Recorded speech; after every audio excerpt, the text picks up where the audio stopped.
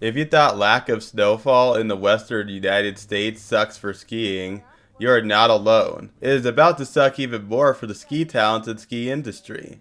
In this video, I will be giving top 5 reasons why the 2026 season will be detrimental for the US ski industry.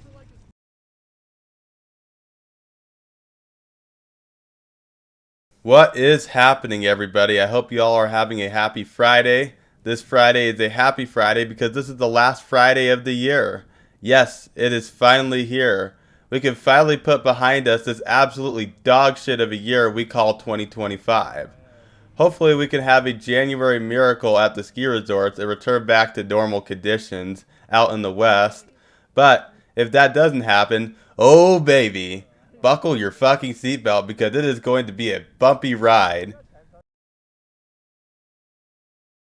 The ski industry in the United States right now is hanging on by a thread.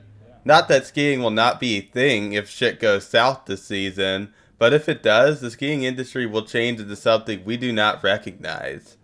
There are a ton of problems ski resorts are trying to juggle right now, from climate change to employee strikes to declining season pass sales to decline in international visitation to a potential economic collapse and many other difficulties. Now, there are a wide variety of issues contributing to these problems, but the top 2 issues that are directly influencing the ski industry right now are below average snowfall and politics.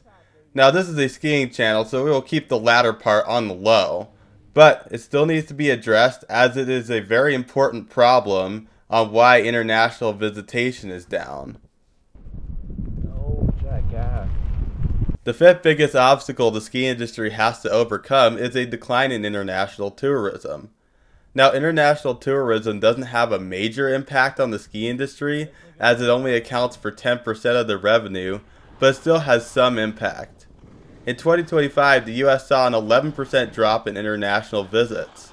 That may not seem like much now, but is only expected to get worse as in 2026 the United States is planning on implementing strict immigration rules such as having to pay a fee of $250 just to be able to enter the United States. There have also been reports of people getting their personal devices searched in customs, and if there's anything on there that the US government may not agree with, they may be denied entry. The US Customs and Border Patrol is also starting to require foreign travelers to disclose 5 years of their social media data and also be subject to DNA tests. This is on top of already declining visitation rates because people abroad simply cannot stand the politics of America right now. I personally know people who live in Canada and in Europe who either had plans to visit the USA and canceled them or don't plan on coming until the current administration is removed from office. This is going to hurt local ski hills as they will see less tourism, and it will help mega ski resort owners such as Vail and Alterra as they have their feet in both courts. Vail owns Whistler up in Canada, which is currently getting hammered with snow by the way, whilst the United States is pretty fucking bleak. So any lost revenue they have in the United States is going to be made up by their foreign ski resort ownership. Alterra also owns ski resorts in Canada, but also has a lot of partnerships in Canada such as the Banff Resorts, Panoramia, Revelstoke, and Sun Peaks. Vail also has partnerships with many Canadian resorts as well. This is not even getting into Europe, Japan, Australia, and New Zealand. So if you love independently owned mountains and hate mega ski corporations, then a decline in international visitation should really be a concern to you. If you don't live in the US and you want to do something to hurt the mega ski corporations, I suggest you stay away from any mountain owned by an American company and only buy passes or ski at locally owned resorts. Now, the 4th biggest obstacle the ski industry has to overcome in 2026 is declining season pass sales. Now, Vail has reported a 3% decline in Epic Pass sales, and Alterra doesn't show us their data for their Icon Pass sales. But it is safe to assume they are seeing similar trends as well.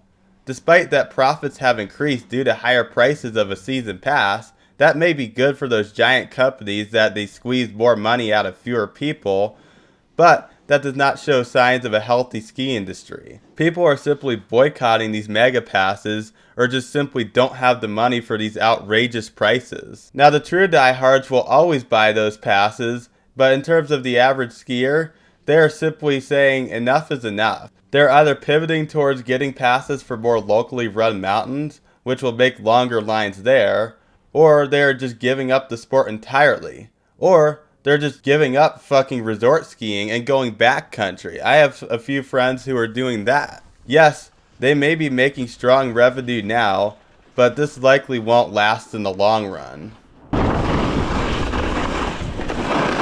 Now moving on to number 3, we have employee strikes. Unions are important as they provide a check on an employer so they don't overstretch their powers. When an employer is treating their workers like shit, it is important for those workers to stand up for themselves. With the way Vail and Alterra have been treating their employees, more particularly with Vail, and couple that with how unaffordable life is in 2025, it is no surprise to see some of these workers stand up for themselves. Last season, around the holidays, there was a big strike going on at Park City, which hindered operations there and probably even hurt the ski resort's revenue.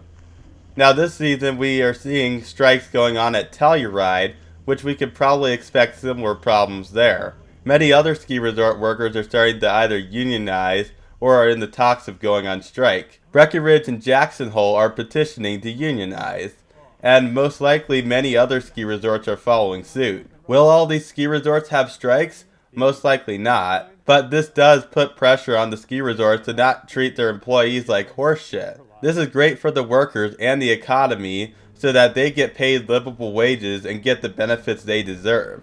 But it creates a quandary for the ski resorts where they have to decide if they want to give up some profit and invest in their workers, or risk having a strike that will bring their ski resort's operations to its knees. Hopefully they don't choose the latter, as nobody will win in that scenario. But doing the right thing could also mean increases in prices to your ticket and season pass.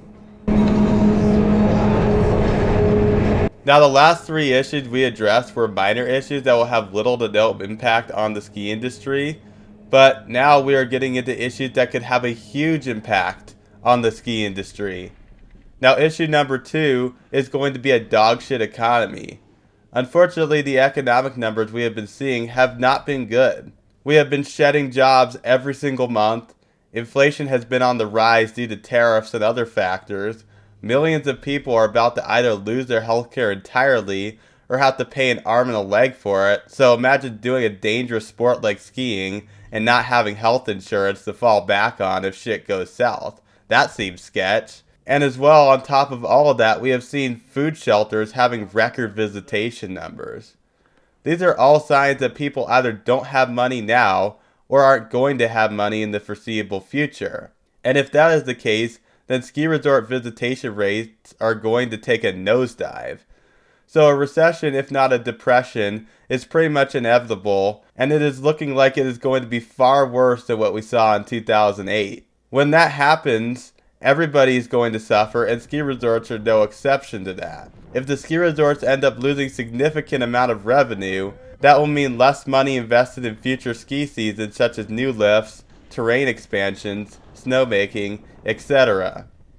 The worst part about all of this is the smaller local hills end up suffering the most. Now this problem is probably not going to have much of an effect on this current ski season, but if the trends we have been seeing continue, it will absolutely be devastating for next season. And this will likely worsen the last 3 problems we just mentioned. That is why you should try to get the best skiing you can out of this season, because next season simply isn't guaranteed. And finally, the number 1 challenge ski resorts are facing or are about to face in the 2026 ski season is snow drought. Most of the US has suffered some of the worst snowpack levels in decades. It has been especially a rough season for Colorado and Utah, as they have seen very little snowfall in November and December, and January doesn't seem to be guaranteed either. The West Coast had a very rough early season with next to nothing, but they are currently getting an 8-foot dump. That is pretty much going to have them all set for the rest of the season. Unfortunately for the Rockies, we need to hope for a January miracle, or we may see our ski season get cut short. This means that ski resorts have been relying more on snowmaking, so they are having to use up a lot of energy to make fake snow for runs that would otherwise typically get filled in with real snow. If there isn't much snowfall, that also means the water supply levels are low as well. Ski resort employees are not needed as much, so they are losing money, especially if a ski resort had to delay their opening or end up having to close early in the spring. Of course, visitation is down if there is a dogshit snowpack, as nobody wants to spend money to go ski icy grimmers. Going back to the tourism argument from earlier, Canada has been getting dumped on with snow whilst the US isn't. And couple that with this administration's bureaucratic entry rules, it is safe to say almost nobody from Canada is going to come down here to ski. Canadian tourism right now is so weak that Montana ski towns are offering significant discounts on lodging, specifically for Canadians, because they desperately need them. But they still aren't coming, and rightfully so. So unfortunately, the 2026 ski season and beyond, ski resorts are going to have to deal with many challenges, and some of those may even trickle down to us if they haven't already, especially the lack of snow. That is something to really watch out for, as if it doesn't snow, then it will accelerate everything else we mentioned. We need it to snow everywhere, whether that is the Rockies, the West Coast, or even the East Coast, not just the places that you like to ski at. And you shouldn't be cheering on or celebrating when resorts you don't care about are in a drought. That shit is fucked up. We are all in this together, and let's cross our fucking fingers and hope we get a January miracle, especially in Colorado. I hope y'all enjoyed. Discord link in the description. Please leave your feedback down below. And Eternal is signing off for 2025. Peace out.